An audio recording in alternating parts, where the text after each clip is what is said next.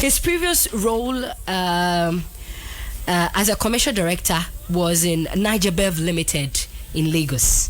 And then he orchestrated great strategies over there.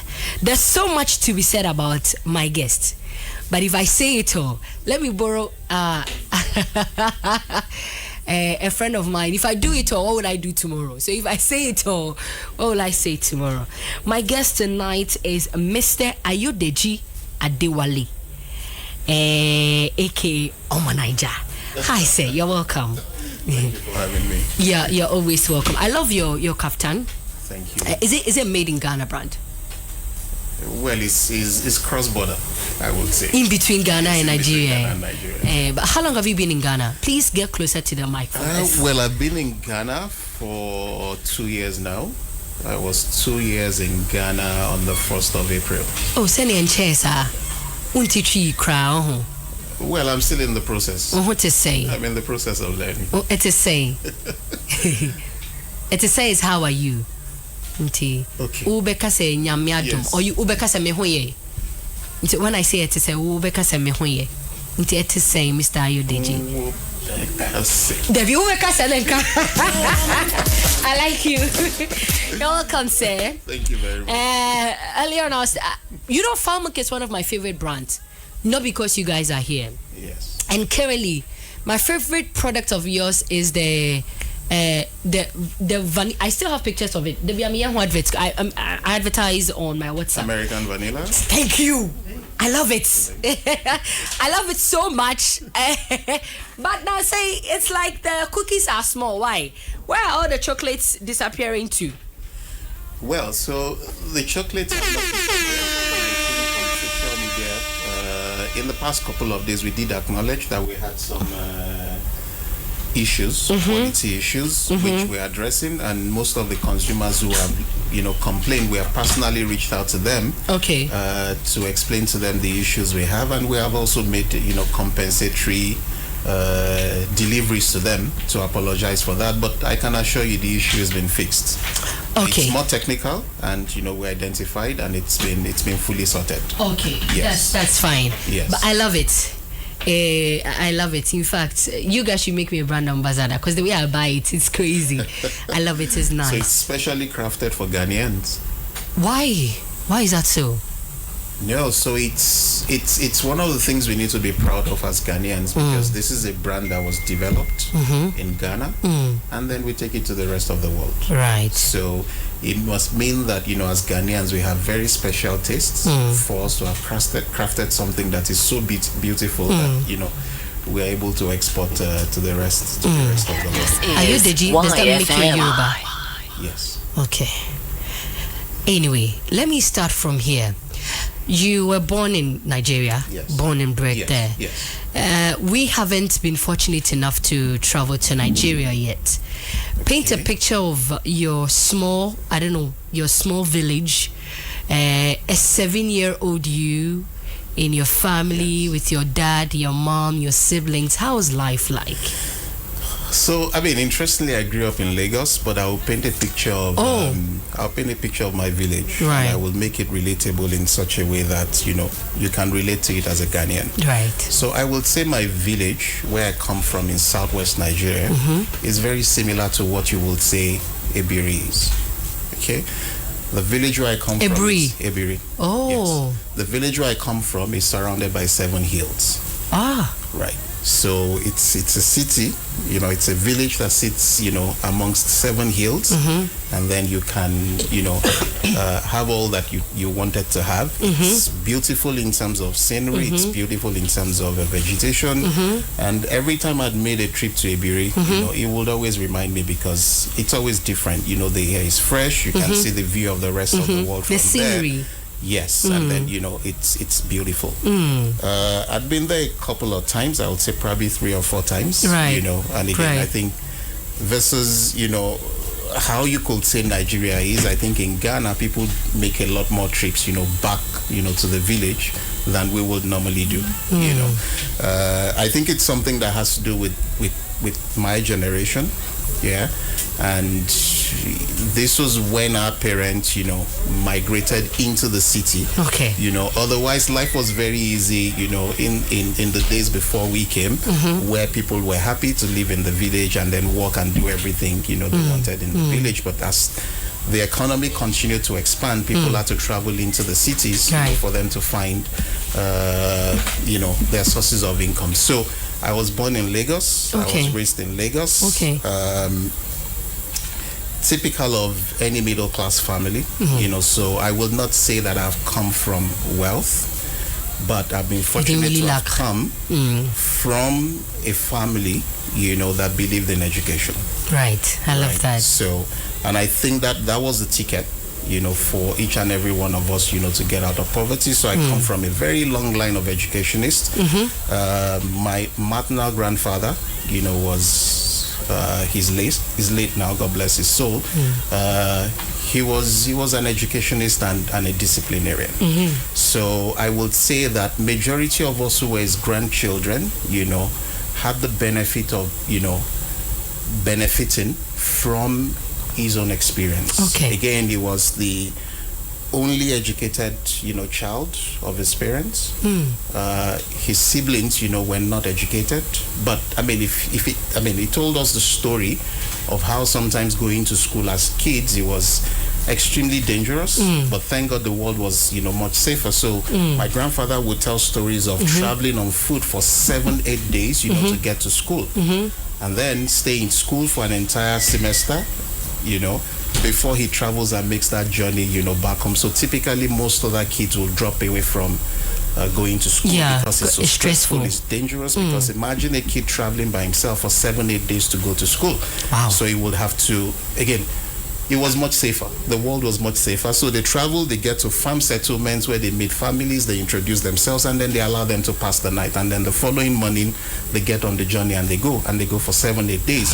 And he went through that and then made his way to the university, and then was part of, the very first set of people from his village who were able to travel abroad for education. So he had his, master's degree in the United Kingdom. Wow.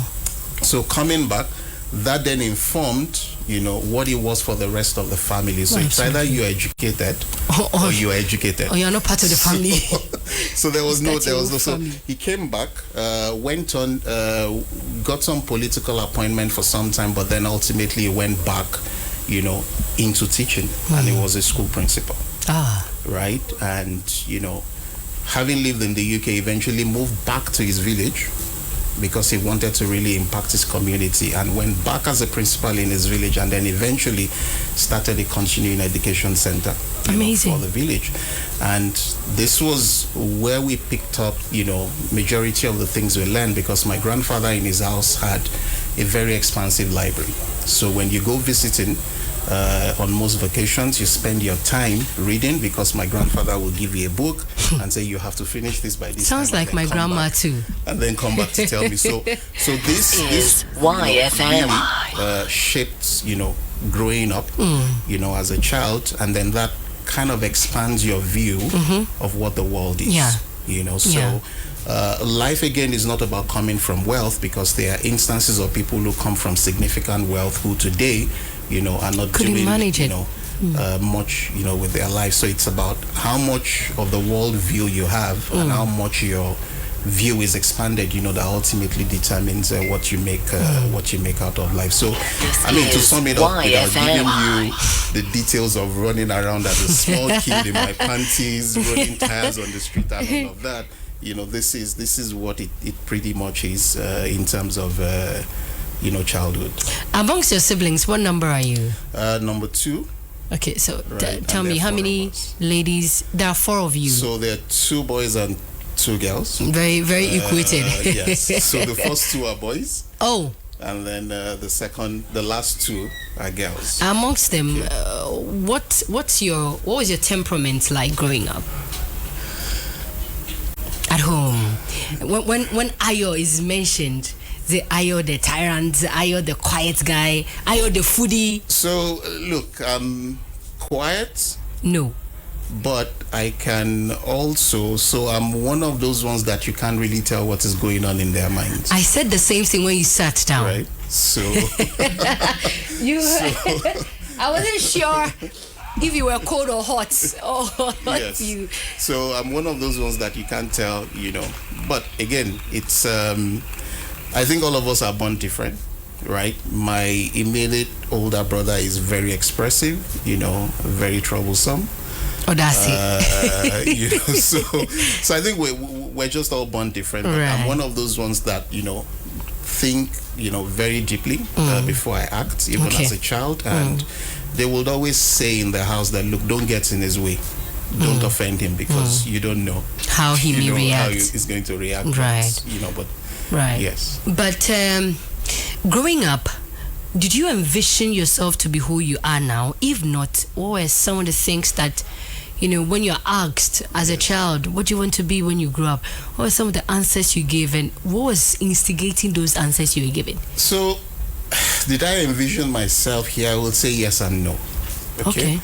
Because I remember as a kid where I will find, dated checks, old checks from my parents, and then I'll pick it out and then I'll write myself a check with a number that has a lot of zeros. Are you kidding me? Right? So I always, knew one way or the other. That you wanted money. Yeah, that you wanted money. Okay? But if you say, did I envision myself doing what I'm doing right now, I would say absolutely no. Okay. Right? Because for me, growing up was kind of mixed, you were brilliant, then you were not brilliant, then you found your way again, right? So I could say that, moved on to senior high school 2, and then senior high school 3 WAEC, was when I became, I think, extremely overconfident, and then we had this group, we wouldn't read, okay? Then you go sit for the exams, then you finish, you can't wait for the exams to finish, and then you pick up the ball, and then you're back on the field. And then you play till evening, and then you go home, and then you sleep, and then you wake up tomorrow morning, you show up for the exam, and then for you WAEC? sit, yes, and then you sit, you write it. Hey. So, and still, in our understanding at that time, we felt like, look, we were killing it. Right? So, but the first reality check came when the result for WAEC came. So, I broke it down. I wrote 9 subjects, and then I broke them down into 3 equal parts. What's that? So I had 3 C's, 3 P's, and then 3 F's. Come again. 3 C's. 3 C's, 3 P's. What are P's? Pass. Okay. And then 3 F's. Okay. Typically in Nigeria, for most Nigerian universities, you have to have a minimum of C. Right? Or C's, in most at of your least. subjects, okay, including math and English, for you to be, considered. What did you have in math? It was a pass. Okay. No. My maths was a fail, and then my English was a pass. Okay.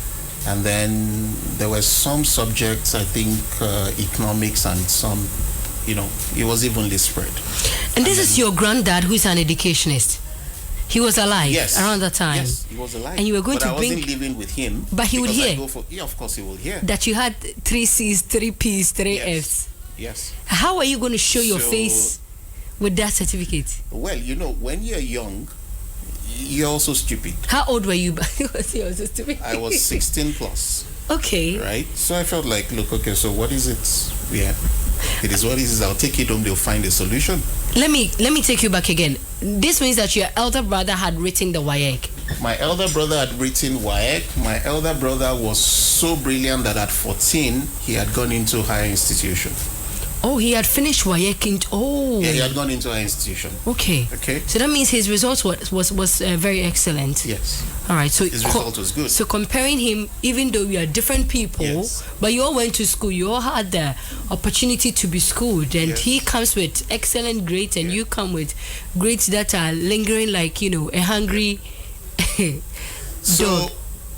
I think in my head I figured it out because there was a trend, at that time where people you could see around. So you write your final school exams, WAEC, you fail, but then you can go take GCE. Okay. Right? So WAEC was May, June. GCE was October, November.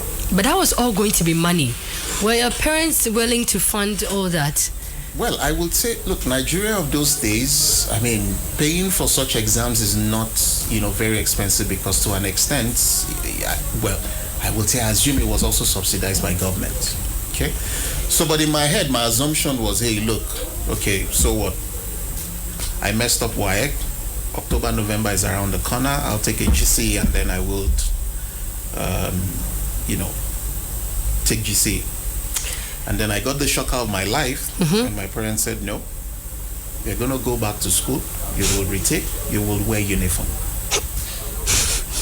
And this was where the reality started to set in. To say, hey, I'm going to go back to school and sit in the same class with your juniors. As people who were my junior, who at some point as seniors, you have punished them. Right? They were taking you to the same school. So this was the conversation, but eventually I went to a different school.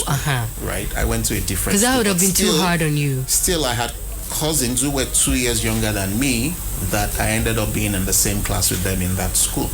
And this was where reality sets in to say, okay. And then I looked around and I would always feel awkward because I felt in myself that I was the oldest person. Why? Physically, school. Were you... Well, you just look at yourself and say, look, I don't belong here. I'm older than these guys. I mean, why am I here? But if you had done things right, you wouldn't be here. Yeah, so this is where reality sets in. And, I think when reality then set in, first was... I mean, again, if I look back, if I had the chance to do it again, I would have done it differently because I completely separated myself from everybody I know around. And when I started to realize that, look, as an individual, I've got certain inner abilities that I could leverage, to actually be successful. How did that make you feel when you saw your results? I sincerely wasn't happy because I felt, I missed the train that my peers were on, right? But it was also a feeling of relief that you're not going to do it again. Yes. But those guys, that circle you had, back then, what was their fate? Frankly, I don't know. This is YFM. Frankly, I don't know because my parents made it really clear that, look, you need to separate yourself out of here.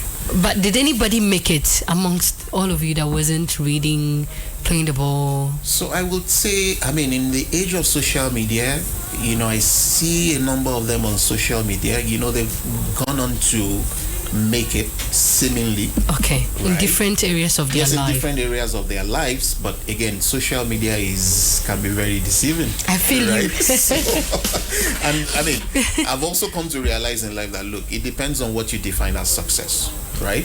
Success can be very, very subjective. So I don't look at myself and say, look, I'm more successful than this person. Makes sense. Or more successful than this person. I'm just grateful for wherever I find myself at every point in time. Fast forward, you went to the tertiary. Yes. What did you study? So I studied geography and planning, right? Because at that time it was then not, finding the course that you really wanted to study because, okay, your parents will want you to study engineering, medicine, law, and all of that.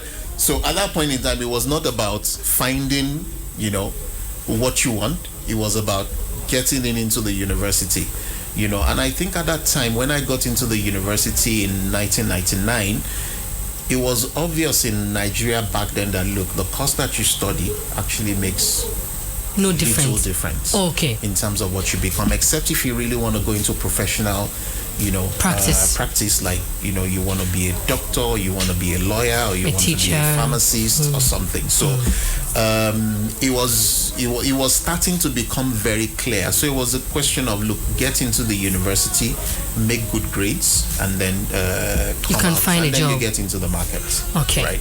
So this is what it was. And then I went into school. Okay.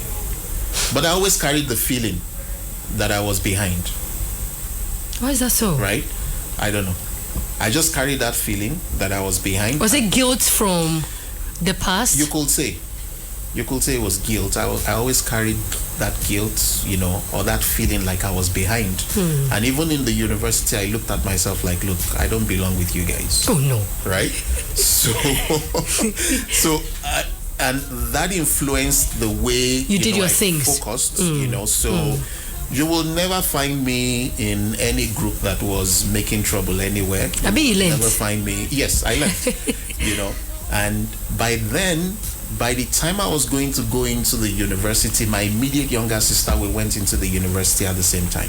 Oh, together? Yes. So that starts to give me the feeling like you're behind. How old are you? I was 2 years older. Oh, Ayo. So again, this is where I say that you cannot tell, you know, a teenager, you know, how to think or feel. I understand. So I went in, and look, I think by then I'd realized, you know, my inner abilities, that look, I can put in short time, and then I can understand a lot better, right? So I spent my time to read. Year one was very good. I think my year one, I was still looking at my transcript a few days ago, my year one was about 4.36, you know, out of 5. For first semester. For second semester, I think was about 4.09. Okay. Then year two, I think my first semester, don't know what happened, was 3.96. Then second semester, year two, was 4.01. And then from there on till I finished, I never dropped below, you know, a 4 point. That was an impressive turnaround. But in between, because of the feeling I had I was left behind, I got my hands involved, you know, in so many things. So I was always, and I'm very grateful for it, because he ended up shaping, you know, my outlook in life. And he ended up shaping something that, you know, when you look today, you see is missing in the younger generation, and is street sense. Right? So from my year two, started following someone who was into business, right? His name was Celestinachi. So I learned a lot from him. So right from my year two, I'd learned how to write business proposals. He was into mining. He was selling precious stones. So, but he was a student? No, he was not. Okay. He was way older than us, but was dating one of our colleagues in the university. So he would always come visiting. So okay. Tagged along with him, he had his business set up in Lagos, so he would tag along. He would always send to us, was myself and one of my friends would say, look, write this proposal, we need to send this to someone in India, I need to write an email to someone, you need to send this, we need to go to, you know, mining sites in Nigeria to go and prospect. So he would send the two of us, you know. Wow. Again, I was running away from school. I had exams that I missed, and I postponed into the following year, because I felt like, look, this is a super experience, I need to make money, you know. And that gave that street sense. So people ask and say, oh, but when you went into the profession of sales, you know, were you not scared? How come you've been? But started from way when back. I was in university, I was going on journeys of traveling in the dead of the night to arrive in some small village, to go and meet miners somewhere, to go and take samples, and then travel with it to someone who was going to refine and all of that. So I'd been in that space where I'd been doing that, you know. Even though we couldn't understand what we were doing, we just felt, you know, the adrenaline, you know, we need to make money, we need to live different in school. Were you at least making some small money? I was making some small money. I was making money. And were your parents informed? No. You dare not. You really are daring. You dare not. Was there any time on that one of those trips where you thought of, what if I go and I don't come back? No. Never occurred. And I would say at that time, Nigeria was a lot safer than it is today. No. Because we have so many issues, you know, when it comes to insecurity in Nigeria. So now this went on up until you graduated. So this went on up until I graduated. And when I graduated, by the time I was graduating, I think we had a transaction with the fellow I was talking about. And I had the feeling I wasn't adequately compensated for a particular transaction. Okay. So I felt like, look, I don't want to work for anybody as well. I need to go, I need to start my own thing. So sat down, I think the first prospect was after my youth service, what you call national service. Copper service. Yes. So during my national service, I met a gentleman, I think he lives in Spain with his family now. Right. And then when we finished, we kept in touch, and we kept on telling ourselves, oh, we don't want to do this, going to look for jobs and all of that. So we said, okay, let's come together, right? So we wrote a proposal, and we said, okay, let's go to. So there was a club at that time in Ibadan in southwestern Nigeria that had just come up. I can't remember the name. It was owned by a gentleman. And then we put a proposal together. We went there a couple of times, and we observed, and we felt like, look, there's good facility here. This guy they're not managing it as he should. So we put together what we thought was a very nice proposal. And then we went to approach him. And then he sat down and listened to us. We presented to him. And he was just slouched in his chair. And he was looking at us, and he said, you, these two little things. Hey. You thought I do not understand how to run and manage my own business, and then I brought it to this level. Yeah. And we felt like the ground should just open for you. Just sack us. Let us leave now.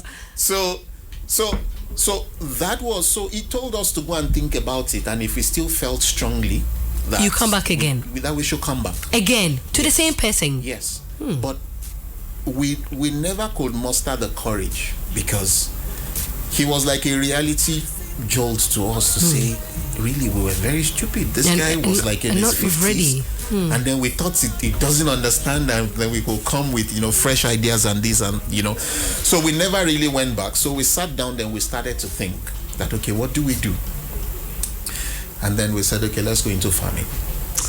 We'll be back shortly. Right? I see. Yiadom Herbal Lotion for body and joint pains. Mom, please can I have some milk in my Milo? Have you tasted it? No, but I didn't see you add milk. Hey, taste it before you ask me any questions. Hey, milk na say. This is Milo all in one. Milo Pampa, cocoa, malt, milk and show, everything is inside. Milo All-in-One already comes with more milk. Just mix with water and taste the nourishing goodness of quality cocoa, malt, and more milk all in one sachet. Milo, the energy to go further. This advert is FDA approved. When the food is rich and tasty. Jedinina. Adam's Kitchen. Ain't you beer to me, Toby? Adraniki Amike, Zeda, Yedon, sea packaging, Adam's Kitchen, jollof and fried rice with assorted options. I'll point you to the pizza, special noodles, Bunkune tilapia, Adam's Kitchen, Aroma, no, Kumasi, your main restaurants, El Tanoso, Tafo, KNUSC, and Amstead. More flavor. Namu Buakwani Atasmanso, Yamamu mini restaurants. Adam's Kitchen joints, Ubeyebi Wapatrapa, Boko Chrome, and in Nigeria, say, you will order says ya, not to enum 053-7277-856, and answer 020-320-4416. Adam's Kitchen.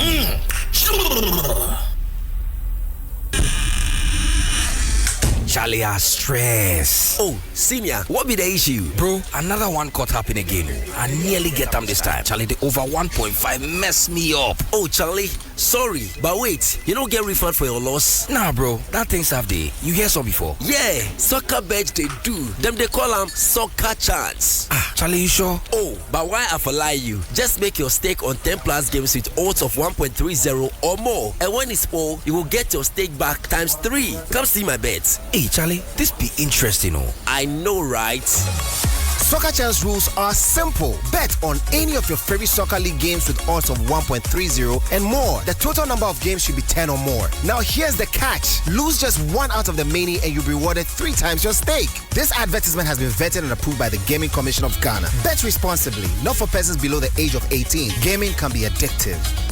Discover a dining experience that blends top-tier cuisine with unmatched comfort and elegance at Dalu Fine Dining and Restaurant. Dalu. Conveniently located inside Dahinsang Zen Fuel Station and the Pankrono Zen Fuel Station, Dalu offers an inviting ambience that sets the perfect tone for every meal. Dalu. Enjoy palatable dishes like banku with tilapia, omucho with groundnut soup or palm nut soup, and classic fufu combinations. And if you want to explore their wide selection of continental delights, seafood, rice dishes, chicken and chips, and more are all at your disposal. You get to personalize your culinary experience. If your favorite dish isn't on the menu, simply pre-order it and the team at Dalu will prepare it specially for you. Reserve your table and place your order now by calling 0596 448076 0263 770011. Dalu Fine Dining and Restaurant. Eat well, think well. Dalu.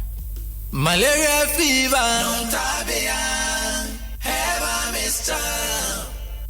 Most of us are having computers and phones, but a lot of you guys are limited. But we make all the big decisions.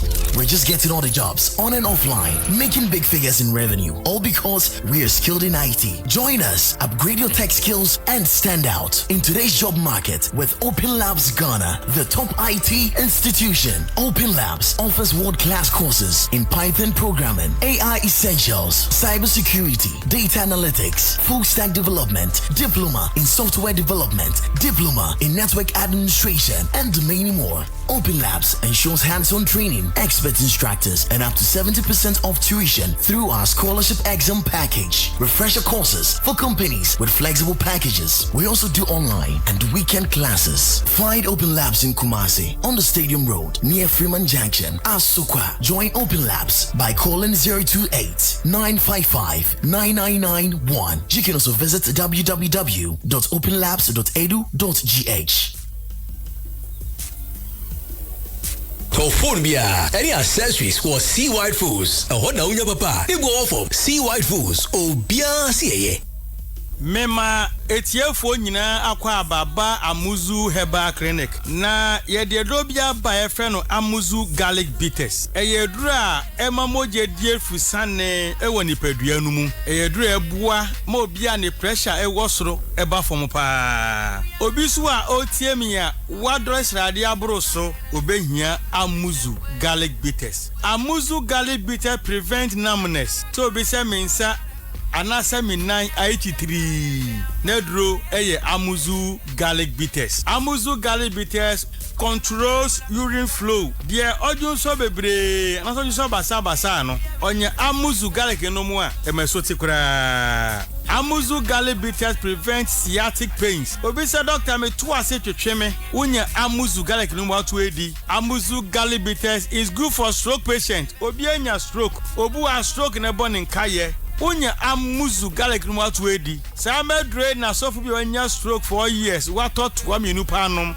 ai na wetimi asore ananti waka. Amuzu Garlic Bitters boosts the immune system and fight infections. Se utie me na se uyo chembe wu yare biya ba bekrawa. Kopa Amuzu Garlic no mu en ne mo ho ye dene. Na kutie nyarewa. Amuzu Garlic Bitters prevent body weakness. Obu ha ahomre woni so. Amuzu Garlic Bitters dilate the arteries ebia intinimu mamoja ediefusani yie pa. Amuzu Garlic Bitters support the pancreas. Amuzu Garlic no pancreas ho ye dene modidi a ekotwetwe sugar na glucose level no me so te mass sugar eba normal. Amuzu Garlic Bitters improves vision. Obu ho a ne pressure was with the man de hunu wo form. Onya Amuzu Garlic no mo ebuaw ma friends woni na eye wisi no we hu ade yie pa. Amuzu Garlic Bitters prevent palpitation. Nipa bia home by sesa home no e wosu bebre sa kope Amuzu Garlic nenom. Amuzu Garlic Bitters prevent insomnia.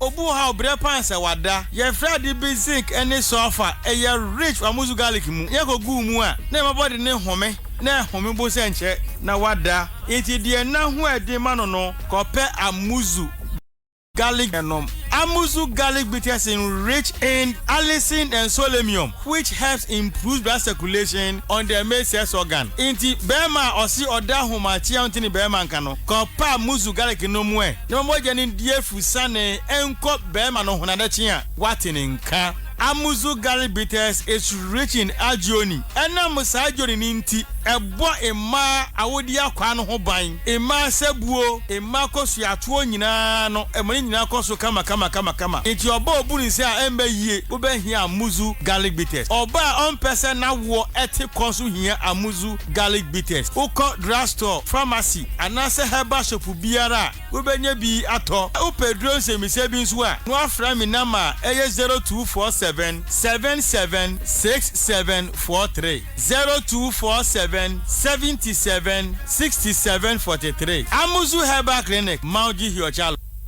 YFM official frequency. I am still speaking to Mr. Ayodeji, the sales director of Danone One, but specifically FanMilk. And I was telling them off air that you can't make everybody happy because you are not FanMilk, but you can enjoy FanMilk because it's nice. Sir, now you started farming. We proposed to go into farming. Okay. And we did travel to prospect the land. And we visited, we made some payments, because I had some money saved up from my previous endeavors. Odogu. Right? So we did make payments. Right. But I think at this point, I'd started to really assess if life was really easy for you to start and go into your own business without the requisite experience. Even though I couldn't clearly say it was, having the requisite experience. But then I also had, friends that we went to school together who had now gone into paid employment. And this was the boom of telecoms in Nigeria. And telecoms was rewarding excellently, right? And my friends had very good life, right? Because I think as young people, we think always that we want a soft life, right? And don't get me wrong, there's nothing wrong in thinking and wishing for a soft life. But the reality of life is that you cannot beat the system, right? There's a system to life. You can't beat it. There's a process. You can't beat it. So I would look at my friends. So this was the early days of telecoms in Nigeria. Lots of young Nigerians were being recruited into the telecom, specifically into customer service. Where life was very, very simple and easy. You do shifts. It's either you work from morning to 2 p.m., you go back home, you had all your time, or you do 2 to 10 p.m., afternoon shift, or you do night shifts, 10 p.m. till about 5, in the morning. So I had friends who had started to do this, and they were making very good money because telecoms was paying excellently, at that time. So I'd started to look at myself to say, going into farming, starting, I'm going to expend everything that I had. These guys were, So, but in life, I've always focused on, look, make yourself to be able to follow diverse things at the same time. So I was keeping one eye on this farming because we paid for the land, and then we said, okay, we're going to do basically, maize and stuff and that, and then we'll do that. And then I started talking to my friends to say, guys, I would now want to go into, paid employment. So drafted, resume, and then I gave it to them for them to submit in their office.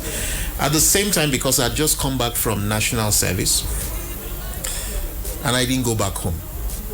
I was staying with some of my friends, and then I would travel and go and do the thing. So my parents started putting pressure to say, hey, you finished, you don't have a job, you need to come back home. Don't waste your time. Come and start masters. This time, you and your younger sister went to school around the same age. Yes. So where was she now? So she had finished. She eventually moved to the UK to go for her masters. But I was very clear early on that, look, this school thing after first degree wasn't for me. Right? You were not a school person, so, yes, it wasn't for me. And it was, let's say I went to school, to please. I made a good, grade out of school. But even though I couldn't express that this was what it was, but somewhere in me, I had the feeling like, look, this school thing is not necessarily for me. So my parents said, no, come back home, come do masters, because I did geography and planning, and then they said I should do geographic information system. Right, which was something professional. It was in vogue at that time because Nigeria had also at that time had just gone into launching its own satellite, and then a space company had been started in Nigeria. And coincidentally, we had a family friend who was heading, the agency. Okay. So I went back home. I took the master's form. But then I will go back home, I'll spend 2 weeks, and then I'll travel and go back to Lagos, and then from Lagos I'll go to wherever else, I wanted to go. So I had the form, I did everything, paid for the masters, but I think this was also one thing that had helped me, that in life I'd developed, faith in God, right? And I would always say that, look, if I don't want this, then I have to spend my quiet time, to speak to God about it and say, look, I don't want this. So I didn't want to do it. But the farm was also not going anywhere. And I'd gone for a couple of interviews, things were not exactly working out. So I was left with, look, the only solution you had was to go back home and then do the masters. So one last chance, then Glow reached out for an interview. Okay. Right? And prior to that time, I'd had an interview with Glow that didn't, work out because they didn't get back to me. And then Glow came back and said, okay, come for another interview. And I applied for customer service because I wanted the soft life, right? This guy. Go do your morning, because my friends were very, very, free. They go in the morning. But were they working with Glow? Yeah, they were working with Glow. So I had friends who were working with Glow. Some were working with Airtel at that time. And then I had some friends who were also in MTN, because this was the booming sector in Nigeria, in the early 2000s. So Glow then said, come back. I applied for customer service. And I'm sure Ghanaians have a very good sense of, the owner of Globacom, Chief Mike Adenoga, who I also believe was one of the people, or is still one of the people that had very, very good impression on me. Okay. At that time, Dr. Mike Adenoga would always interview everybody who was joining the organization, even if you were a graduate trainee. So we went this day. The interview was scheduled for 1 p.m. and I think I got there like 1:10. But luckily, Chairman wasn't ready. Dr. Mike Adenoga wasn't ready. And then I think eventually we were taken to his residence at around 9 p.m., in the evening. And then we got there. We started the interview. And I tell people, I still remember my encounter with Dr. Mike Adenoga Jr. like yesterday. Immediately I sat in front of him. I just started smiling. You knew him from before? No. The aura was so strong. You can see the character. You can see, I think one of the things that fascinated me was because we will say to ourselves at that time that Dr. Mike Adenoga was like the seventh wonder of the world. Right? So sitting in front of him and in close proximity, because he was sat at the head of the table, I was sat, right next to him. So I was looking at him and I had good time to look at him and appreciate him, because just before the interview started, a call came in and they had to pick the call. And as he was talking on the phone, I was just looking at him and I was smiling. What a man. And I was playing in my head to say, no, this is it. This is what you have to aspire, to try to be. And then we went on to the interview. He told me expressly that day that you have the job, right? And I think there were about 19 of us that was interviewed, that night. And he told me expressly, you have the job, but now it was a function of, look, I wanted customer service. Okay. So they told us to come to the HR office the following day. Happily, we went to the HR office, and then the bad news broke. Chairman says everybody interviewed yesterday must be put in sales. Aika. Soft life. I did not come here to apply for sales. Well, or how to be like bicycle. So I think it was a rude shock. Your face dropped, right? Yes. And then it was in between, accept it, don't accept it, and then what is it for you? And at this time I had just about a week to resume for the masters. And were they in the same proximity, the school and your job? No. So the school was Obafemi Awolowo University, which is way deep in the southwest, and this was in Lagos. So how were you going to leave one? So this was it. So, and I will explain it. So it was a choice of take the job, because if I took the job, obviously I'm not going to do any masters. It was. And if you go obvious. to school, no job. Yes. So I thought about it, and I said, look, at least you have a job. Take it. The pay was the same as what the guys in customer service were getting. But so the stress was different. Yeah. So, but even at this point in time, I hadn't known that the stress was different, because look, until you experience sales, you can't really tell. So I then accepted the job, and this was where then another shocker came, and it was a shocker of where I was going to be posted. Okay. When I had my national service, in northern Nigeria, in a state called Katsina. And somehow HR decided, because Glow was then going to launch in Katsina, to take you back. To say, look, this guy had already lived there for 1 year, so let him go back. So I was sent back to Katsina. Look, I pushed, I appealed for it, and I remember I met the HR director at that time, Dr. Shogohawa, and he told me straight, he said, look, young man, I've given you a job. You have a choice. You take it or you leave it. And then I continued going to the HR office every morning, hoping that something was going to change. And then he saw me after like 3 or 4 days on the corridor, and then he looked at me and said, haven't I told you that this is not going to change? The HR has coconut head. And then he looked at me and said, if I see you here tomorrow, you don't have this job again. Ooh. So that was when it dawned, and I had to go. And I think that kind of laid the foundation for me in sales, and I had to travel. Katsina by road is about 19 hours from Lagos. Wow. Right? And if you wanted to fly, you couldn't even fly straight to Katsina. You had to fly to Kano, which is about 1 hour 15 minutes from Lagos by air, and then you drive 2 hours thereabout, to get to Katsina. So I went, and then this was the beginning of my journey in sales. So it wasn't a straight journey. It wasn't as if I chose sales. Someone chose me for sales, right? Would you say that there was something they probably saw in you that you didn't see in yourself? I wouldn't say, because it was the entire batch that came for the interview this evening. So it wasn't just me. It was everybody I spoke to this evening, put all of them in sales. Because this was the only you company. Went to Katsina. Yeah, I was the only one who was sent to Katsina, but there were already people there working in Katsina.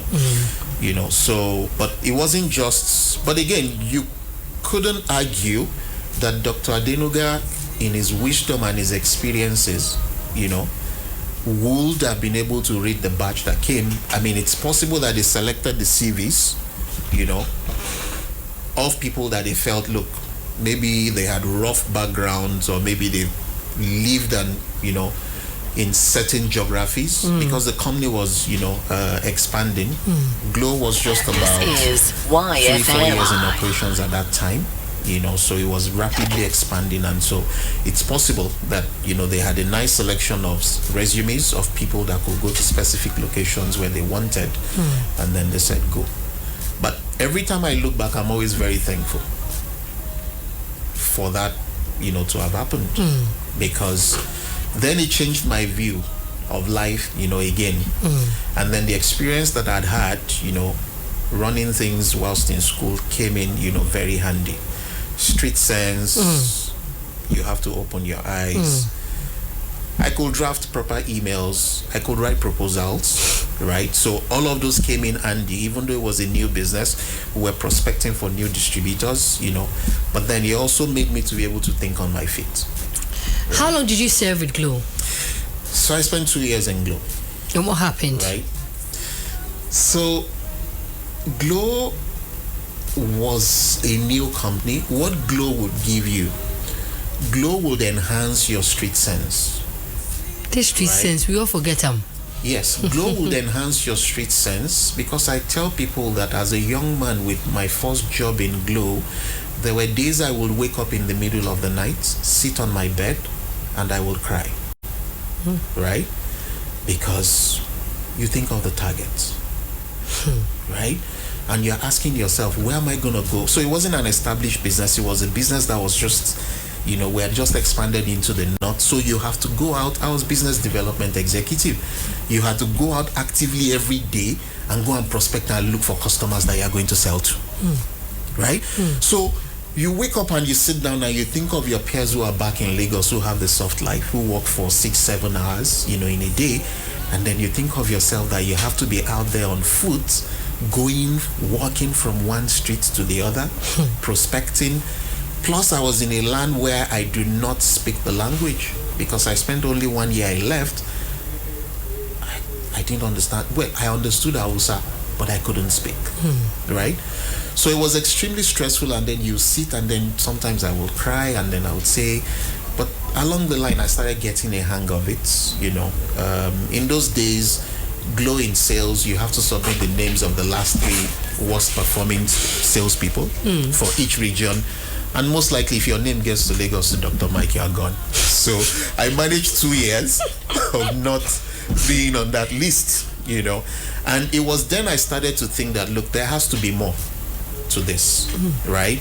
I don't have the training. I have the street sense. I had the gut. I had, I could go anywhere. I could go chase anything. Now I understood how to prospect for customers. I understood how to sell the features of my product. I understood how to be resilient, to wait and push for someone to buy, because when I didn't speak the language, there are some of the big allergies that I will go to. They'll look at me and laugh and say, no, you go. When you can speak my language, you come back. Are you kidding me? Yes. So I will go. I will try to learn a few words, and then I'll go back to them, and then I'll speak. Some will say, okay, I will help you come. And the big allergies in northern Nigeria, when they decide to invest, they invest big. And some will say, look, you're still speaking the basic language. Go and learn more, and then you come back, So I had all of that. I'd seen how it was, and then I felt like, look, I need some training, okay? But still, in the midst of it, you think that you need it, but as a young man, you think what you need next is money. So I then started interviewing again. I think just around when I was 1 year and a few months. And I got 2 offers, right? One was still in telecoms. It was a company at that time called Multilinks, right? As an area manager, And then the second offer was with Diageo. What's that? Okay. Guinness, Nigeria. And obviously I wanted the Multilinks because big role, area manager, salary was going to be double of what I was earning. And I almost made my mind. And then I said at that time, okay, I had a pastor who was a youth pastor in my church that I was attending in the north. So I went to him. I was very sure that Pastor Dave was going to say, take Multilinks because this one is selling alcohol. So I sat down with him. No, but Guinness doesn't only make, or then it was just the alcoholic. Yeah, but it's a company that sells alcohol. But they make Malta Guinness. Yes, but I mean, look, typically anybody who is, faith-based Christian will typically say to people that, look, don't go, it's sin. I get you. I had friends who I also, would speak to at that time who told me categorically, Ayo, you can't now go and, Sell beer. So maybe a part of the story I missed was when I then went for youth service, I was posted to go and serve in a school. And I was clear that, look, I don't want to, right? And I'm not proud to tell this story. So I went to the school I was posted to. I sat down with the principal. He took it, and then I was asking, so apart from the federal government pay, are you going to pay me anything? Oh, Pesika. He said no, that you're not going to get anything, that the government pays you. Are you going to give me accommodation? He said no, you're not going to get any accommodation. So I was looking at him and saying, this man must be joking. So there were 3 of us who arrived at the same time at the school. So he had my letter on the table, and then the call came in. He got up and went to take the call. And as he got up and went outside, I just got up, I took my letter, I folded it, and then I walked out of his office and disappeared. This is YFM. And then I went to look for someone who knew someone at National Youth Service Commission to go have a conversation. So I went to talk to them, and at that time, I was also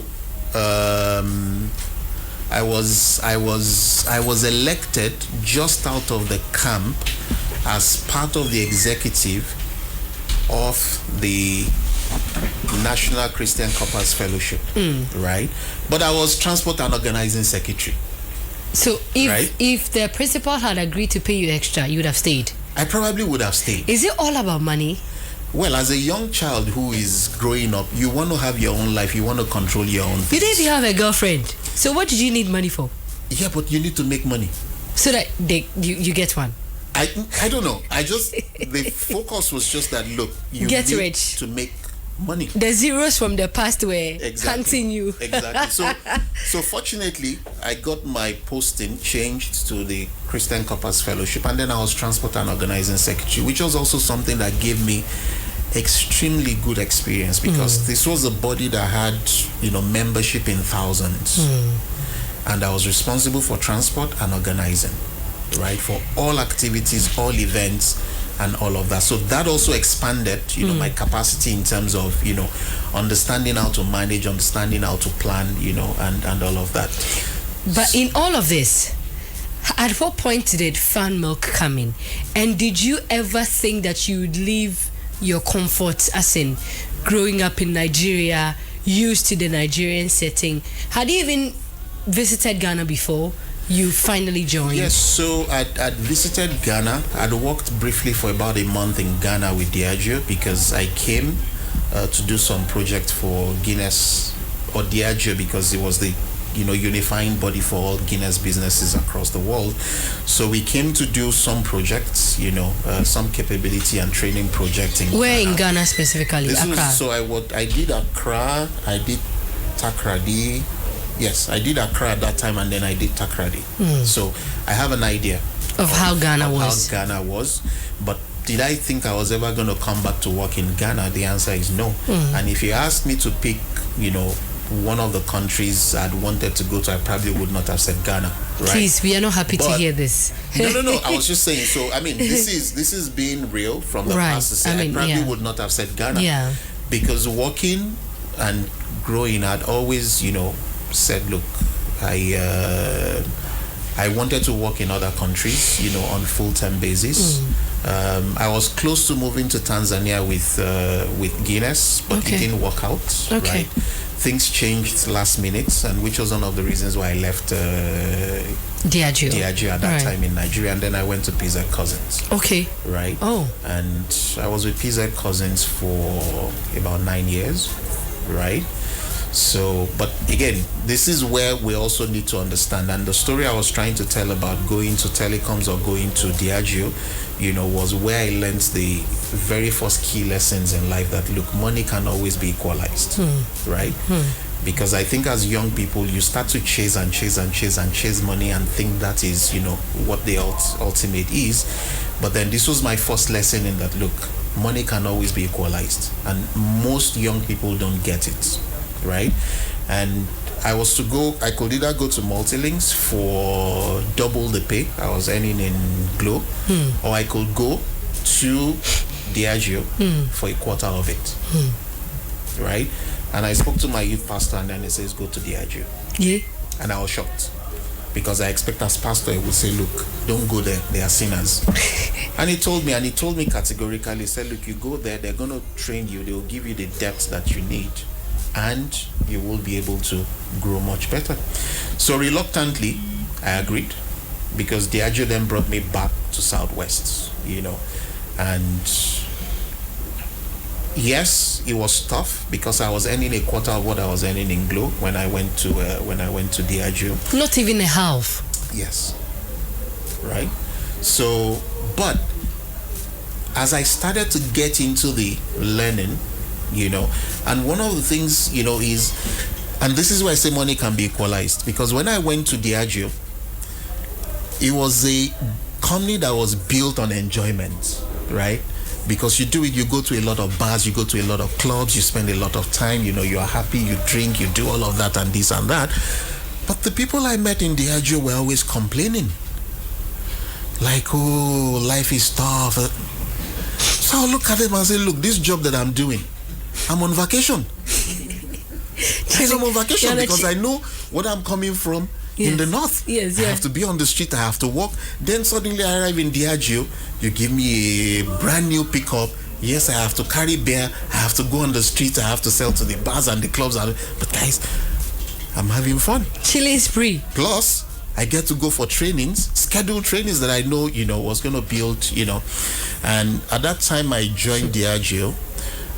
They will say then in Diageo that you spend a minimum of 15 years before you move to the next level as area manager. And you could see it was all littered around people who had done 20s and all of that.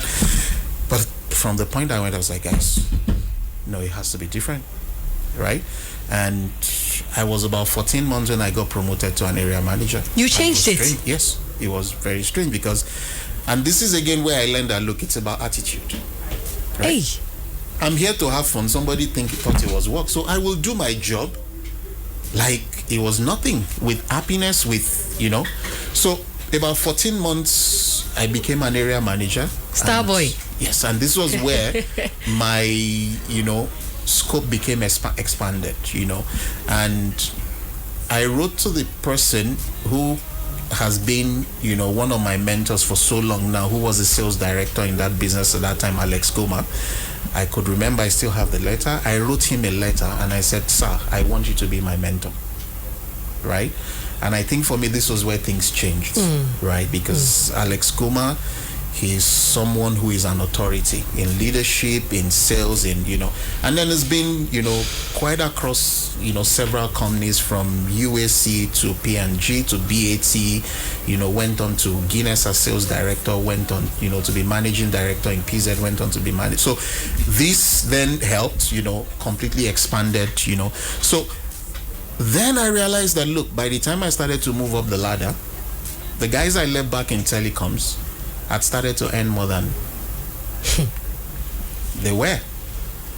So this is why I told the story of, look, money can always be equalized. And for the youth who are listening, this is where you have to understand. And it's synonymous to a tree. When you plant a tree, at some point it looks like the tree is not growing up, right? But the tree is spending time to try to penetrate with its roots, and then when it starts to grow out, then people start to wonder, to say, oh, how has this happened, so suddenly to this tree? But that tree has spent years trying to build the roots. So for anybody who wants to achieve anything of essence in life, you've got to spend time to build the foundation.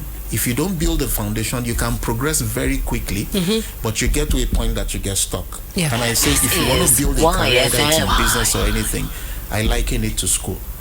Okay. Right? Okay. I failed. I went back to school, right?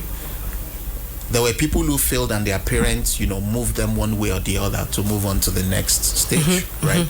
If you don't learn what you're supposed to learn in one class, you force it and you move forward, you get to a point where you get stuck. True. So this for me is a key lesson, that you have to learn to build the foundation, and you have to find in whatever you choose, either it's a profession or it's business or something, find people who can school and guide you for you to build your depth.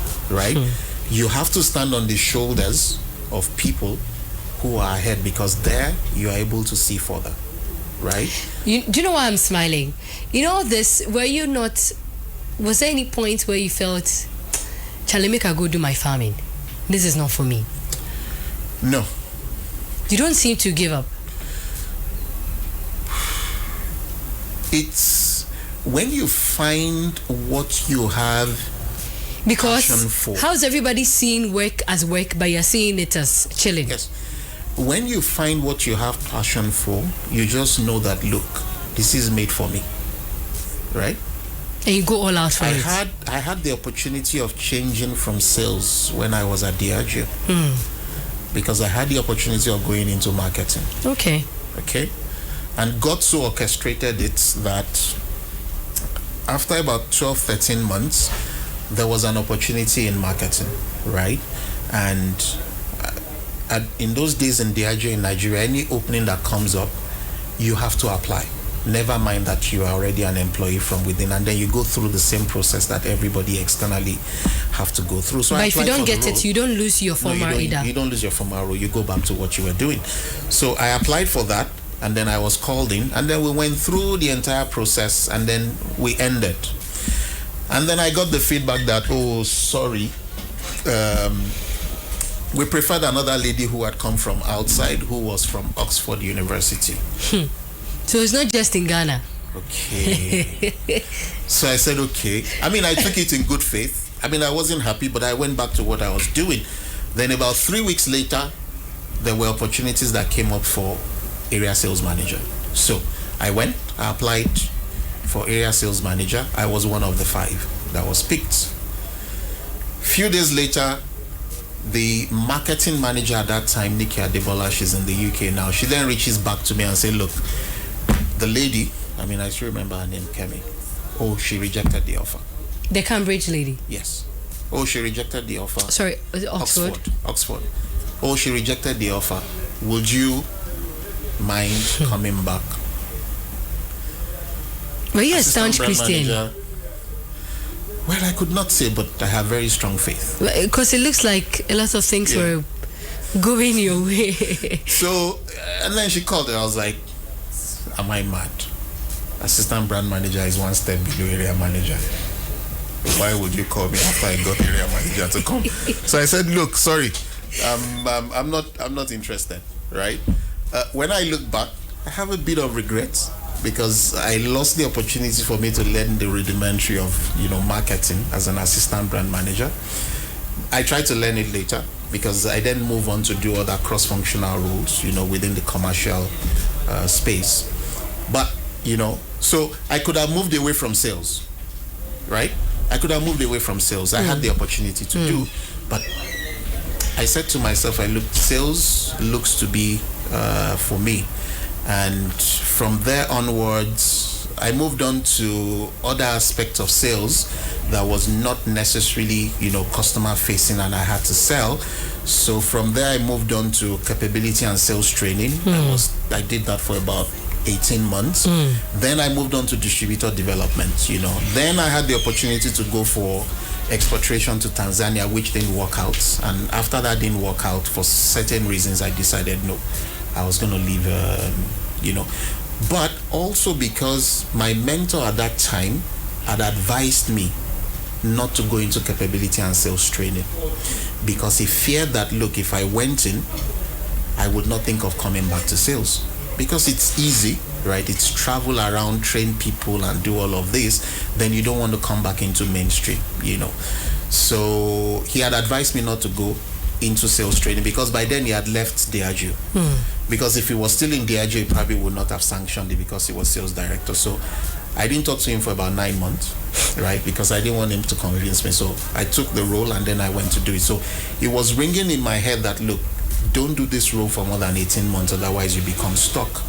And the opportunity to go to Tanzania would have meant that I would have been able to go do another role in Tanzania at that time, and then it didn't work out.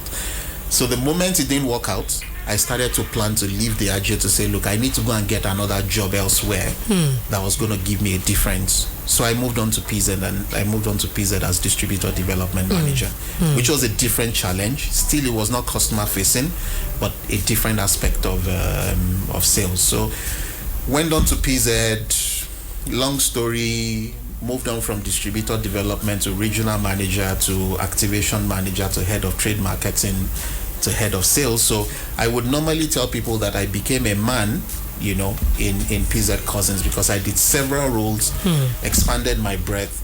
That's where I'd spent, so much of my time. I spent about 9 years in there. But the breadth that I built, so today when most people go to my LinkedIn or people say, let me see your resume, people always come back and say, how were you able to do, so many cross-functional roles, within such a short time? But, this is YFM. And this is where you have the benefit of speaking to people who are ahead of you. They can guide you. They can tell you, get a piece of this, get a piece of this, get a piece of this, get a piece of this, and then it all, adds up. Sometimes people look at me today and say, oh, but most salesmen don't know how to do presentation. Or most salesmen don't know how to write proposal. How did you learn, but it's come from years of being in the university, working with someone who I would say used us as cheap labor to write proposals. He came from, doing cross-functional roles, came from doing so much. So this is where it's important to, speak to people who are ahead of you, who can give you, the advice that you need. They can point. When they ask you to do things, it may not look like it's the thing because you have, different, but if you trust them, and this is where you need to pick people that you really look up to and you want to be like, right? And I advise people, don't pick a mentor that is 1 or 2 steps ahead of you. You've got to look for a mentor that is like 10 steps ahead.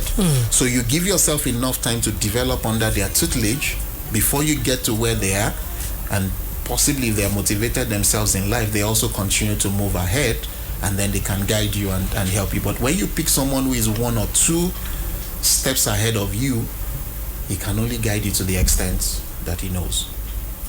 So now, I was asking again, at what point did FanMilk now come in? So I spent 9 years at PZ. I'd done everything, and I would tell people, look, I could run the company, I could run the sales department of PZ sitting in my backyard. So knew the ins and outs. Yeah, I mean, because I'd been there for 9 years, I'd walked across most departments. So I said to myself, is either you become very comfortable here, or you spread your tentacles. You just take what you can get, or you have to go and look for a different challenge. Okay, and a challenge came. Even though I broke my principle as an individual to join the company, it was one of the companies, and I'm not going to mention names. I had 3 companies on my list where, as a young man, I said to myself I was never going to work in because of the culture. Okay. Then one of my friends joined the company, and then she reached out to me and said, look, they were looking for general manager for sales, and it was more or less like a startup. So it was a business that already existed, but they were pivoting and wanted to start in a different category. And then I took the chance. I said, look, it's a different challenge. Anyways, I'd known everything inside out about PZ. Let me go, and then I will take this challenge. And it was I would say he was good, because no learning in life is, lost, right? And then it taught me different things about how to manage certain aspects of human life. First is about managing culture, managing difficult people, managing people who are very toxic and all of that. And I did that for about 10 months, right? And I just woke up one day and I said, I'm done, right? And I spoke to the MD, and he told me, you must be stupid. Where are you going? Do you have another job? I said, no.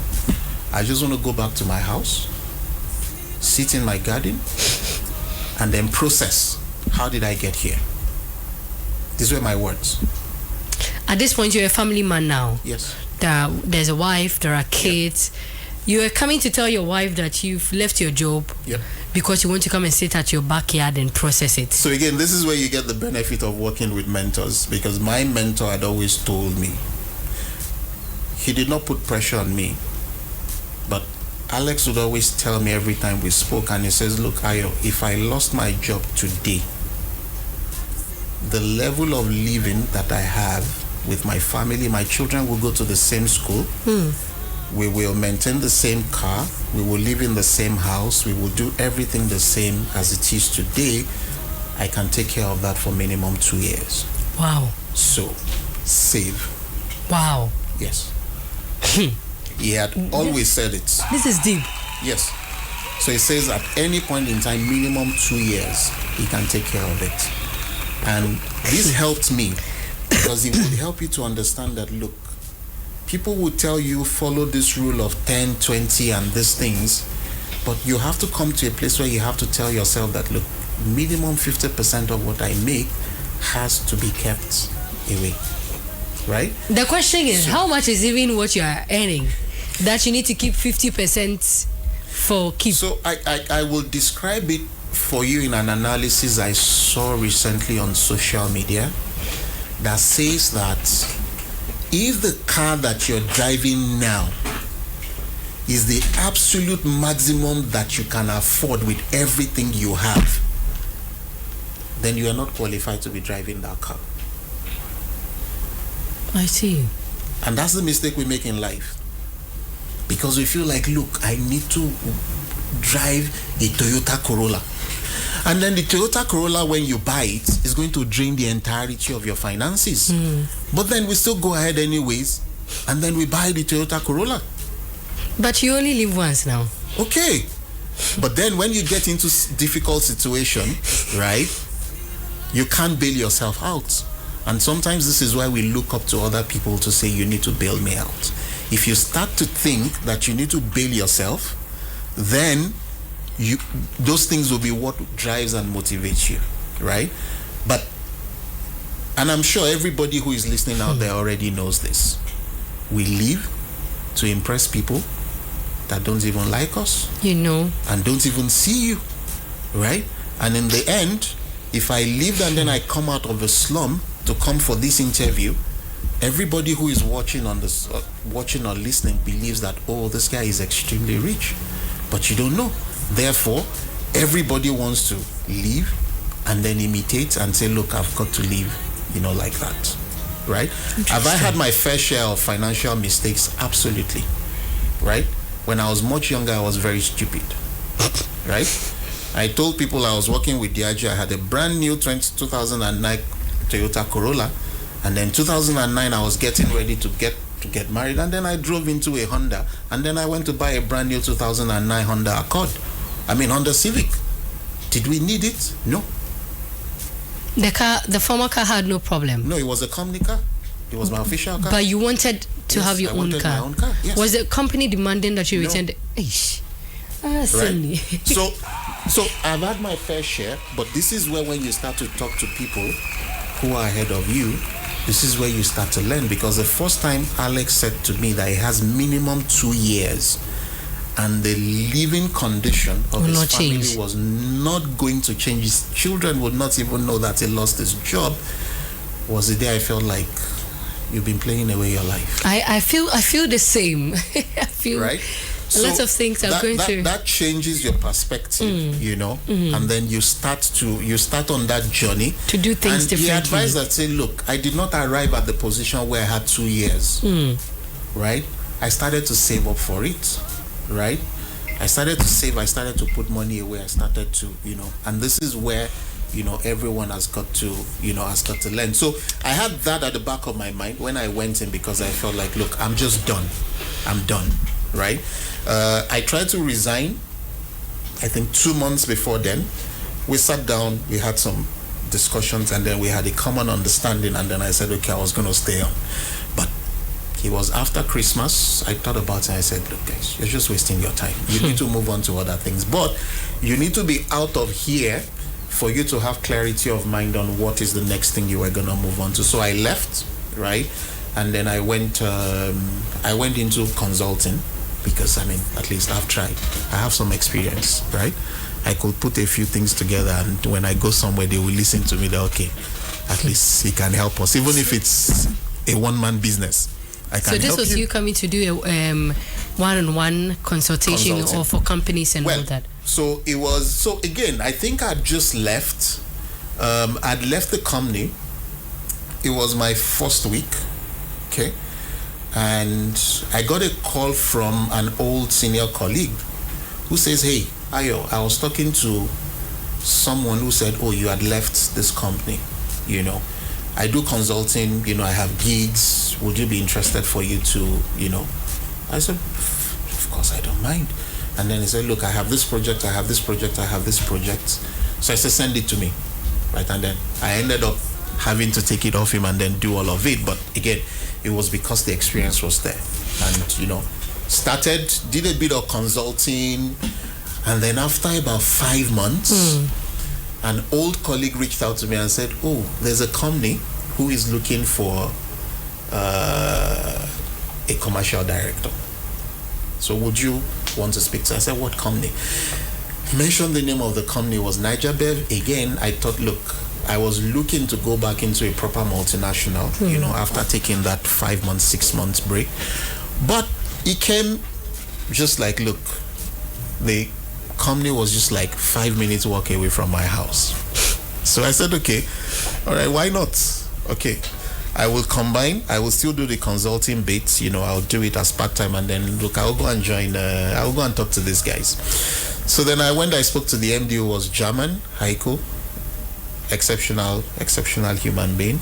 But before I met him, I met the guy who was the chief operations officer, because the MD was away, and then we spoke. He was Indian, Sham, and we just hit it on from the first conversation. And Sham just said, "Look, this is exactly what we need to turn around." So the MD came, we sat down, we had the conversation, and then we agreed. I joined them. It was an excellent time for me, because look, I would just take a walk from my house and then walk to the office, and sometimes walk back home. Sometimes I drive, and I was with Nigeria for about 10-11 months. But even at the time I went in there, I always knew that look, this was going to be short term, was going to be temporary, because look, at that time I was 42. I said, look, there are big things ahead. How old are you now? I'm 45. Are you not scaring your people at FanMilk that after 3 years you now come and tell us that I'm 45, I'm 46, I'm 47, I think I want to go and sit in my garden and reflect on how life has been? We got an excellent project on hand in FanMilk at the moment, and it's exciting, because we're doing a turnaround of the business, right? Our time is almost up, but I want to borrow 10 minutes from the next show for us to talk exclusively about FanMilk now, because like I said in my introduction, it's a brand I love. I don't know if you understand what I just said. I like you guys. I'm drawn to you guys. Growing up, we all, I'll share a personal story. My mom, I was very close to my grandmother. My grandma would never give you money to go and buy sweet stuff. She wouldn't. But she would give you offering. We are Catholics. We were Catholics. I mean, I was born a Catholic. So, have you given offering? In fact, God is very... He's God. If he was human by now, I should be facing some punishment. When I'm giving the offering, all right? Yeah. When you're dancing and getting ready to the offering bowl, you kind show a right hand. But when I'm almost close, I'll do a changeover. And then put an empty hand. You're not alone. Oh, I'm not alone. Hallelujah. You're not alone. You even tried, at least you dance to the front. For us, once you collect, you wait for your for your parents to get into the church. Boom, we're gone. My grandma is monitoring, so you have to. She needs to see you in the queue. We use the money to rent bicycle, and then we go and race with your friend. And before she knows, maybe one thing or the other will bring her out of the church, and she'll see me holding FanMilk. And then times you can't afford the full sachet, so I'll buy half. But still, I don't mind. I'm happy. So I have seen the brand grow all these years. We heard of brands, I don't want to call out their names, who are not surviving now, who we can't boast of now. But look at us. More than 20 years ago, FanMilk is still in existence. The whole story is to lead you in asking that when the offer came for you to work with Danone or FanMilk, how you had an idea of the history of FanMilk, right? You knew about the brand a bit. FanMilk in Nigeria. Oh, under the same umbrella. Yes. Oh, is it the same taste? Well, tastes differ, but they're the same brand. Okay. And there are different factors that come into. In fact, we're still having the conversation about some of the carbonated soft drink, where we say, look, the way it tastes in Ghana is different from the way I'm asking that because there's a particular milk, I won't call them out, that I hear some is made in Nigeria, and I prefer the Nigerian brand to the Ghanaian brand. Because there's also the question of the palate of the consumers. Okay. Right? There's a moment we are the chain. So it depends on the palate of the consumers. Right. There are things in Ghana that I prefer compared to what we have in Nigeria. There are things that sometimes I feel like, I want to have, what it is in Nigeria. So it depends on the palate of the consumers, because you then develop the brand to suit the palate and consumers of the consumers. Yes. All right. So now, coming back to work with FanMilk, How was that feeling for you with all your experience in all these companies that you've worked with, serving different roles, coming to FanMilk? What was that for you? Was that a challenge? Was that an adventure? Was that an encounter? Was that an experience, or everything in between? So I think it's both an adventure and a challenge, and you look at the project, right? Because there is nobody who accepts a job offer that you just walk into it, right? You will ask questions at the interview. You will try to understand the history of the organization. You will talk to people that have worked there to try to understand what is it like, right? And I felt like, look, it was a challenge I was willing to take on. Don't forget, I had said that, look, I'd also wished or aimed that I should work abroad, outside of Nigeria. I've done that on short occasions in Ghana, in Kenya, but I wanted something that, will be, a lot more long term. So when the opportunity came, I spoke with the MD. I understood the challenge the organization was facing, and I strongly believe I had the skills to help, to continue building the project, called FanMilk. So it was both an adventure and, a challenge to me, to say, come help us. One would ask, what was your KPI? Yes, we know your strengths, we know your CV, we know who you are, but this is us. We bringing you to us. What were we expecting you, as FanMilk, to do for us? So at the time I was joining, the business was experiencing, some significant challenge in terms of business performance. Okay. Right. And is it in terms of sales or marketing? In terms of sales. But everybody buys FanMilk. Oh, well, that's what you think, right? But we had significant challenge, starting from after COVID. Okay. Right. And then we did some changes with our route to market, and, we had some challenges. But I would always say to people, look, if you've ever been involved in any route to market projects, it is expected that you'll suffer some impacts on, your performance and your volume, But then understanding how to turn that around is extremely critical. So this was there as part of the conversation that I had, and say, look, we have some challenges, some of them for confidentiality reasons I may not be able to say specifically, but we had that challenge. We had just changed route to market. We had some other underlying issues, and then it was about how do you support and you help to develop people, right? So those were clearly stated as the things that needed to be focused on, But then you come into the role, and then quickly you realize that, okay, there's more to it. Did I make a mistake? Should I have come here at all? So this happens in almost every, job that you take. Any job opportunity that you take that doesn't stretch you, that doesn't make you ask the question, did I make the right decision? What am I doing here? Then you've either taken a job that is beneath, the capability that you have, or, the company itself is not going anywhere. Yeah. Now, was FanMilk also, as part of the things that made you consider working with them, was the money also a relevant factor? I'm not going to lie to you. I'm not going to sit here and tell you that money is not a factor. If anybody tells you money is not a factor, then they're not telling you the truth. Because in the end, if you're going to, leave and go away from family, from friends, from this, there has to be something that compensates for it. So you left your family there? Yes. And then you visit once a while? Yes. Now, there are lots of dairy companies in Ghana. Let's limit the conversation to Ghana. What would you say that in the 2 years that you've been with FanMilk, what has made you guys stand out amongst all your other competitors that would make people still, your name still etched in the hearts and heads of consumers like even me? We're more than just a business in Ghana and in West Africa that is just here to make money. Okay? We're more than just a business that is, here to make money. You will be amazed at the ecosystem that we support.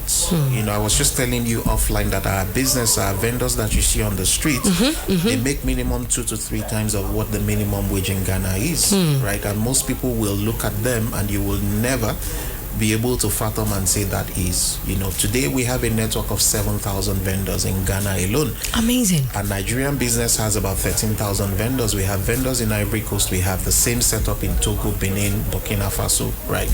When you look at the ecosystem that we support across the whole of West Africa, it is huge. We know today in Africa, one person working support a minimum of 8 to 12 family members. It's true. Right? It's true. So if you look at the scale of what we have and those we support, and this is not talking about our micro distributors, we have almost 1,000 micro distributors, we have key distributors in Ghana and across West Africa. When you look at that ecosystem and how much we provide in terms of source of livelihood, our business is beyond just a business that is there to make money. Interesting. But, create some sort of social safety net, for, the most, exposed people, within the economy and the geography where we operate. So our business, with the unique route to market that we have, this sets us apart from the typical dairy business. Every other person operates through the regular route to market that I take from my factory, I give to a distributor, he puts on a van and then goes to put it in the shops, anywhere they can put it. But ours is direct, straight to consumer every day. We've been etched as part of the fabric of the Ghanaian, society. I tell people when I came, I said, look, there's FanMilk in Nigeria. In Ghana, if you're very unlucky, if you call 10 people and they say, do you know the company called FanMilk? 9.5 of them will know FanMilk, if we're unlucky, right? But if you go to Nigeria and you say, do you know the company? 3 out of 10, if we're very lucky, will say, I know. So here in Ghana, right? The presence is felt. FanMilk has been, and like you said, we bring joy, right? FanMilk has been totally etched into the fabric of the society, and we pride ourselves in providing or producing quality and nutritious products, for the populace. Sometimes people will come and say, oh, why is your product not 1 year? Why is your product not, right? But we say, look, we focus on manufacturing healthy, nutritious, products that benefits, the consumer. What goes into introducing new products in the system? What goes into it? Because let's say innovation? No, I'm talking about the consumer consuming product. Yes. So let's say some time ago there was Tampico. Now we don't have it, and at some point we had Super Yogo, the plain, the lemon. We have I'm trying to remember some of them. There was one B. No, banana. No, is it super something? No, it's bisa a chair blue, and the inside near orange. No, not passion. It's no sakra, ne size no ne ketwa. And we blue bisa unsa, Fun pop. Okay. Yes. At some point you don't see them, all right? And then later on you see an introduction of new products, like now we have the American vanilla ice. What goes into your mind to bring this to us? Because we already had FanMilk, already have Choco, already have yogurt, we already have my new friend says, have I tried Fandango, right? So now why are you bringing us vanilla, American vanilla? Why? So the reality is that you have to continue to evolve and to innovate, and you speak to your consumers. Okay, so we tell you this is what we want. So the marketing team do conduct what do you conduct? You do conduct research. We do, direct engagement with consumers. And they have never come to us their biggest consumer. We go, interestingly, we go to homes, we sit down with people, we conduct consumer focus groups. Is he part of them, my friend? No, so this none of them. So this am is I lucky? So we conduct focus groups with consumers. We bring them in, we sit down with them, we try to understand from them, exactly what do you want, what do you like. Sometimes we also guide, where you have flavors or you have an idea of what you want to do. You share with them, you make samples, you allow them to taste it. Sometimes you do blind testing, you do all sorts of that, and then you wait and you take consumer feedback, okay? And sometimes for some brands, you would have consumers also give you direct feedback on all the feedback platforms that we have, Plus, every product that you have, do have, a life cycle, right? And you have to understand, because you start to see the reflection in terms of the response of the consumers to the brand, right? Because today, when you run a business, even in your house, when you look at your kitchen, there are things that you have, the food that you feed the family with, that that look, when I buy it doesn't always run off because the household doesn't really like it. Sometimes we buy, it ends up expiring, and then at some point you say, okay, maybe we will not buy this. Sausage anymore. Disappears faster than fish in my house, so exactly. I understand. So you have those sort of understanding, and when you start to see that trend, with what happens with your different categories and your brands, it's time for you to go back and talk to your consumers, because if the consumer says, I don't want it, when you continue to produce it, you're going to run yourself into trouble because you have lots of expiries and all of that. So that means that, sorry to cut you, say, you ask your distributors that which of the product is moving faster, right? No, so we have agencies that we work with who organize these focus groups. And then we don't just select from one geography in Ghana. They have across different people across, and we have across different socioeconomic class, okay, of people that you bring into that focus group, and then you get their feedback. You get the feedback from them, and you understand what does the consumer want. But still, you continue to test beyond just talking to the focus group to be really sure if it's something that the consumer wants or if the consumer doesn't. Because at the end of the day, you bring a product the consumer doesn't want, it's dead within a matter of 6. The Ayodeji of YFM is almost beating me up, so would have to end. In fact, I wish I could talk more about FanMilk because of my personal, connection. But then again, your story has really taught me something. If not for anything, there is a mentor of mine who also, has this conversation with me that if you lose your job now and you can't survive for just 1 year, then you've really wasted it. Yeah. And so you re-echoing it again tonight is a wake-up call, not just for me, but I believe for every youth who listen. But finally, recently I saw that you guys were advertising Easter baskets. Something, not recently, but a basket where there's a variety of stuff. I think you pick for your mother or something, I don't know. Okay. And then it never came to Kumasi. I'm asking that certain things that you introduce, do you exquisitely leave Kumasi people out? Or we are always not in luck? No. Or it is never really our time? Because I remember asking from your Facebook administrators where we could get, I think it was for Mother's Day or Father's Day, I've forgotten. Yeah. And I wanted to get it for someone, and it was not in Kumasi. I would say we take it as a feedback, and we will do better. Mr. Ayodeji.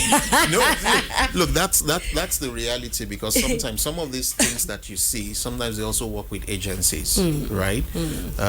And sometimes, you can't, maybe we're not expressly. You guys are talking about me, and I know. Right? We're not expressly stating enough, how we want this to go. Or sometimes maybe the time for the activation is too short, or the logistics is not there to meet it. That's what I'm saying. Makes sense. We take it as a feedback, because look, for us, Kumasi is one of the extremely important geographies for us in FanMilk, right?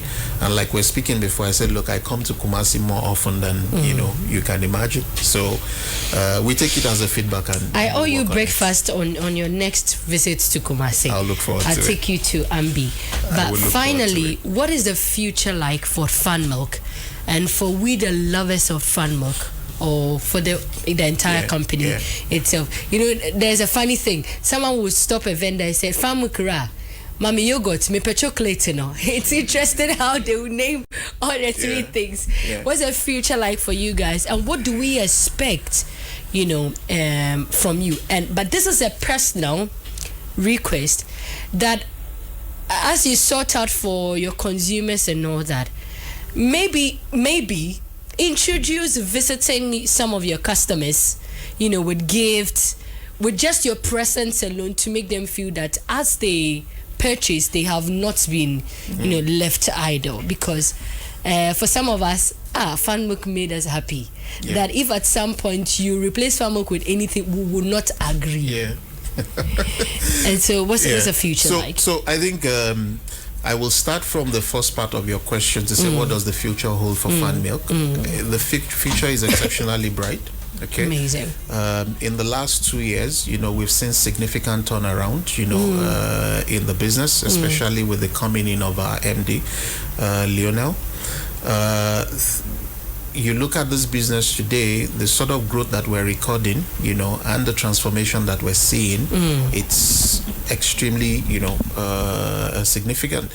You look today versus 2-3 years ago at the structure of the leadership team of FanMilk, you see we've completely gone, majorly local. I think at the time I arrived in Ghana, I think about 80 or 85% of, the leadership team are, not Ghanaians. Today, that's completely, changed. Today, we have about 70% of the leadership team, who are Ghanaians. And this is just the beginning. And when you look at some of the projects that we're also running, we started somewhere a year and a half ago thereabout. We had a slogan in-house that we say, bring back the pride. And it's about bringing back the pride of FanMilk. And then on top of that, we ran a project that we call Project Sankofa. Right, Sankofa is going back, to the way, things used to be done. Yes, and now you look at the changes that you see. We have several projects going on in place, even for our vendors. We have what we call the right to dream, because under the Sankofa project, you have, 4 key levers, okay? One of it is the right to dream, where we create a pathway, for vendors to move from vending and become micro distributors themselves. Amazing. Last year, we did 15. This year, our plan is to migrate, 30 vendors for them to become, micro distributors, and we support them with full setup grants. We pay rent for 1 year or 2 years, depending on the location. We give them all the assets. We give them all the stocks they need for them to sell, and it's anywhere between 50 to 60,000 Ghana cedis, in grant that we give to them. I am leaving ready. I'm going to sell FanMilk. And then you have another layer that we call the Chief Enjoyment Officer. The Chief Enjoyment Officer is about looking at the look and feel of our vendors and the hygiene. And now we started from last year to kit all our vendors from head to toe, including their shoes, so that when you see a vendor on the streets, you will be attracted to buy from them because you also give them a sense of belonging, within the organization. Then we also have another leg that we call the Vendor Academy. So we reopen the Vendor Academy, where we bring our vendors in, because for majority of our vendors, the level of education is not, what you would expect in terms of standard.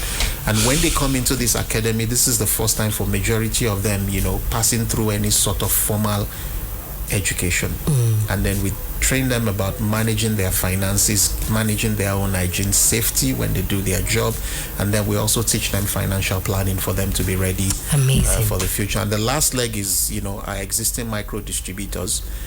We continue to engage with them, like we're here in Kumasi is one of the things we come to do. So once a year, we travel across 9 different geographies to go and sit down with our micro distributors to talk to them and understand what is the pulse of the market. So when you look at this, it's significant investment, from a cost point of view. Plus, we also started to localize some of our input into our production to be, Ghanaian focused. So, for instance, we started to work with Fair Afrique from somewhere last year to supply us majority of our choco needs, So we have all of this to ensure that we continue to etch ourselves in the fabric of the Ghanaian, but most importantly, the focus is how do we contribute to the Ghanaian society and alleviate and continue to bring people out of economic disadvantage. Mr. Ayodeji, thank you, and to your 4 wise men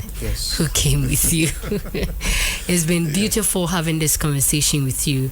There are certain things I won't say on air. I'll say it off air. Okay. But I am impressed motivated by your story, your journey, and I believe that even if you are not at FanMilk in the next 5-6 years, the future is beautiful for you. And I'm glad to know you.